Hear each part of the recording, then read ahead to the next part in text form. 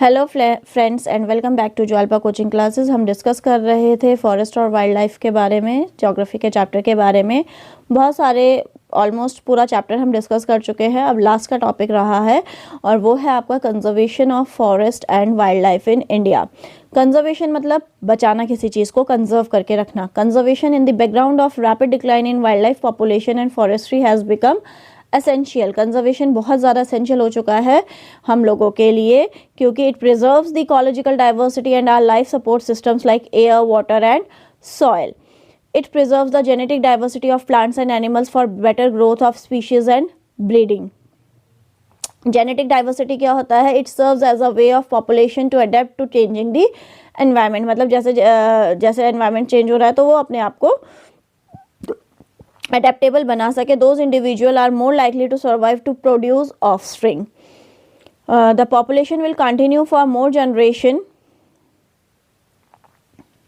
In the 1960s and 70s, conservationists demand a national wildlife protection program. अब क्योंकि conserve करने की बारी आई तो सिर्फ बोलने से कंजर्व नहीं होगा ना. नेचुरल रिसोर्सेज को बोल दिया कि हाँ हमें कंजर्व करना है और हम कंजर्व कर रहे हैं तो हो गया नहीं. इसके लिए बहुत सारी पॉलिसीज़ का इम्प्लीमेंट किया गया. तो कंजर्वेशनिस्ट जो थे उन्होंने जो है डिमांड रखी थी national wild life protection program की, जिसके चलते बहुत सारी वाइल्ड लाइफ सेंचुरीज़, बहुत सारे प्रोजेक्ट्स जो है वर्किंग में आए और जिसकी वजह से पर्टिकुलर स्पीशीज़ को सेव किया गया या पर्टिकुलर हैबिटेट को संभाला गया, चाहे वो बायो रिजर्व्स के ज़रिए हो, चाहे वो टाइगर प्रोजेक्ट्स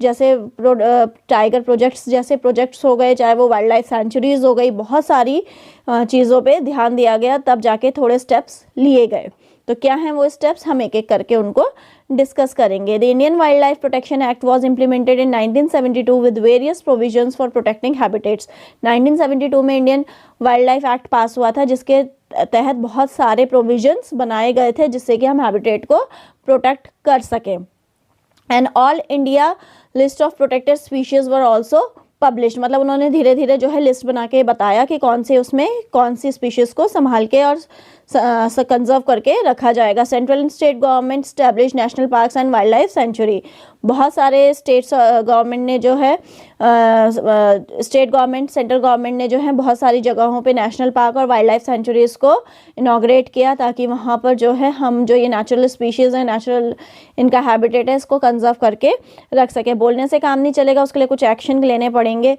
इसी तरीके से सेवरल प्रोजेक्ट्स जो अनाउंस हुए थे वो प्रोटेक्ट करने के लिए हुए थे स्पेसिफिक एनिमल्स को. कुछ स्पेसिफिक एनिमल्स थे जिनके लिए ये प्रोग्राम लॉन्च किए गए थे. जैसे प्रोजेक्ट टाइगर हो गया. Project tiger is one of the key wild life species in the faunal web. In 1973 the authorities realized that the tiger population had dwindled to 1827 from an estimated 55,000 at the turn of the century. मतलब 55,000 से उसका turnover क्या हो गया था, 1827. तो हम लोगों के लिए बहुत ज़रूरी हो गया था how to protect this animals, how to protect this tigers. So tiger project tiger was launched in 1973. The major threats to the tiger population are numerous such as poaching for trade. और जो threat था उनके लिए वो उनमें से एक poaching for trade, मतलब स्मगलिंग का, shrinking habitat, depletion of prey based species, growing human population etcetera. ये इनके लिए थ्रेट्स थे जिसकी वजह से ये डिक्लाइन होने के कगार पे आ गए. देखिए पोचिंग में ऐसी स्किन को ये जो है स्मगल किया जाता है, मतलब कि बेचा जाता है एक कंट्री से दूसरी कंट्री में. The trade off tiger skins and the use of their bones in traditional medicine specially in the Asian countries. और एशियन कंट्रीज़ में ये ज़्यादा था. इस वजह से ये जो हैं एंडेंजर्ड स्पीशीज़ में काउंट होने लग गए थे, इसलिए इनको प्रोटेक्ट करने के लिए प्रोजेक्ट टाइगर को लॉन्च किया गया था.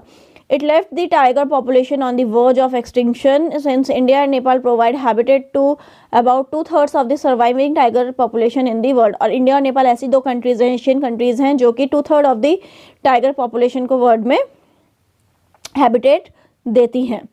The two nations became prime targets for poaching and illegal trading. और ये दो नेशन जो थे वो टारगेट बन गए थे और फॉरेनर्स के लिए पोचिंग और इलीगल ट्रेडिंग के लिए.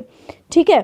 Project tiger, one of the well publicised wild life campaigning in the world, was launch in 1973. Initially it showed success as the tiger population went up to 4002 in 1985 and 4334 in 1989। अब देखिए वो धीरे धीरे फिर से increase होने लगी। कहाँ तो वो 1872 पे पहुंच गई थी 55,000 से, अब वो वापस 4002 से 1985 में थी और 4334 1989 में थी। But in 1993 the population of tiger had drop to 3600। अब इसके पीछे रीज़न क्या था? जबकि बहुत सारे स्टेप्स लिए भी गए थे, तो अभी हम धीरे धीरे डिस्कस करेंगे। There are 27 tiger reserves in India covering an area of 37,761 square kilometre. Tiger conservation has been viewed not only as an effort to save an endangered species but with the equal importance as a means of preserving biotypes of sizable magnitude। ठीक है, Corbett national, अब कुछ tiger project tiger से related, tiger conservation से related कुछ national parks थे, उनके बारे में बताते हैं। Corbett national park in Uttarakhand, Sundarbans national park in West Bengal, Bandhavgarh national park in Madhya Pradesh, Sariska wildlife sanctuary in Rajasthan, Manas tiger reserve in Assam, Periyar tiger reserve in Kerala. These were some tiger reserves for protecting the tigers. अब बात करते हैं रिजर्व फॉरेस्ट्स की। More than half of the total forest land had been declared as reserved forest। Forest को reserve किया गया, क्यों? क्योंकि इतनी तेज़ी से डिफॉरेस्टेशन हो रहा था, कटिंग डाउन ऑफ ट्रीज हो रहे थे, तो एक और स्टेप उठाया गया था जो कि था रिजर्व फॉरेस्ट के थ्रू, मतलब जिसमें कि फॉरेस्ट को रिजर्व बना दिया गया था और half of the total forest land को रिजर्व घोषित कर दिया गया था। Reserve forest are regarded as the most valuable as far as the conservation of forest and wild life resources are concerned. Reserve forest बने, फिर प्रोटेक्टेड फॉरेस्ट हुए। Almost 1/3 of the total forest area is protected forest as declare by the forest department. जो forest department ने protected forest के बारे में as a protected forest उन्हें declare किया। This forest land are protected from any further depletion, मतलब यहाँ पर किसी भी तरीके का कोई डिफॉरेस्टेशन नहीं हो सकता था। Reserved and protected forest are also refer to as permanent forest estates, मतलब क्योंकि रिजर्व्ड है तो कोई बिना अनुमति के जा नहीं सकता, प्रोटेक्टेड है तो कोई वहाँ पे कुछ भी तरीके का इलीगल कुछ नहीं कर सकता, तो ये परमानेंट फॉरेस्ट स्टेट्स की तरह डिक्लेयर हो चुके थे। Maintained for the purpose of producing timber and other forest products and for more protective forest। Unclassified forests, these are the other forests and wastelands belonging to both government and private individuals and communities। Distribution of forest, Madhya Pradesh has the largest area under permanent forest constituting 75% of total forest area। Madhya Pradesh का 75% जो है सबसे ज़्यादा amount में वहाँ forest land है और 75% जो है उसका टोटल एरिया है। The states that have large percentage of reserve forest of its total forest are Maharashtra and Jammu and Kashmir, Uttarakhand, Andhra Pradesh, Tamil Nadu, West Bengal, Kerala, Gujarat, North Eastern states and Gujarat have very high percentage of their forest as unclassified forest managed by local communities. जो जम्मू कश्मीर हो गया, महाराष्ट्र हो गया, केरला हो गया, उत्तराखंड हो गया, waste Bengal हो गया, ये तो क्या है फॉरेस्ट डिस्ट्रीब्यूटेड फॉरेस्ट लैंड है, मतलब यहाँ फॉरेस्ट एरिया काफ़ी अच्छे खासे एरिया में कवर है। लेकिन जितने भी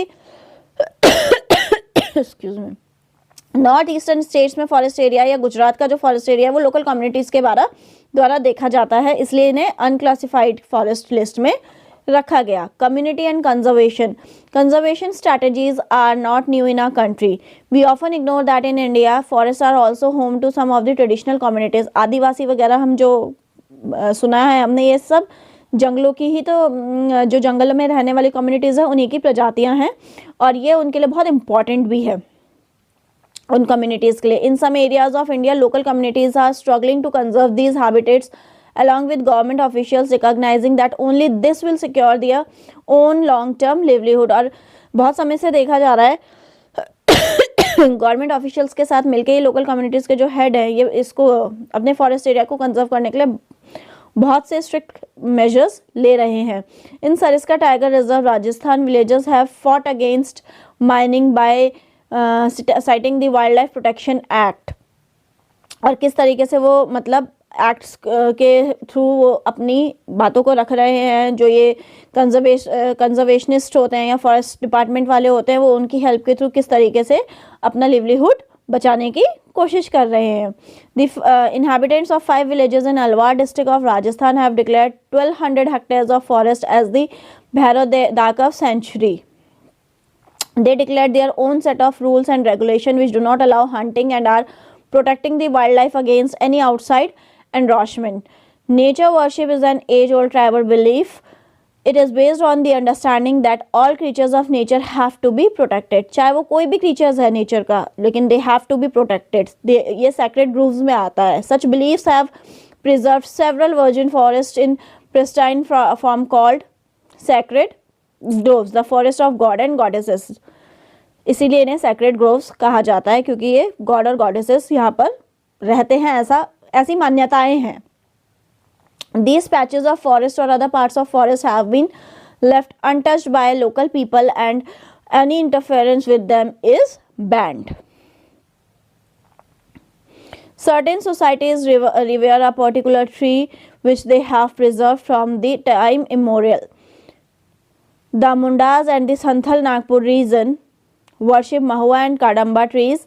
अब जैसे हम लोग भी देखते हैं पीपल के पेड़ की, बरगद के पेड़ में के नीचे जो है कई लोग पूजा वगैरह करते हैं, तो सबके अपने अपने वो हैं. इसी तरीके से जो नागपुर के ट्राइब्स वगैरह हैं वो वर्शिप करते हैं महुआ और काडम्बा ट्रीज की. To many of us peepal and banyan trees are considered sacred. जैसे कि मैंने अभी बताया था आपको, पीपल का पेड़ है या बरगद का यानी बेनियन ट्री है, ये हमारे लिए सैक्रेड माने गए हैं.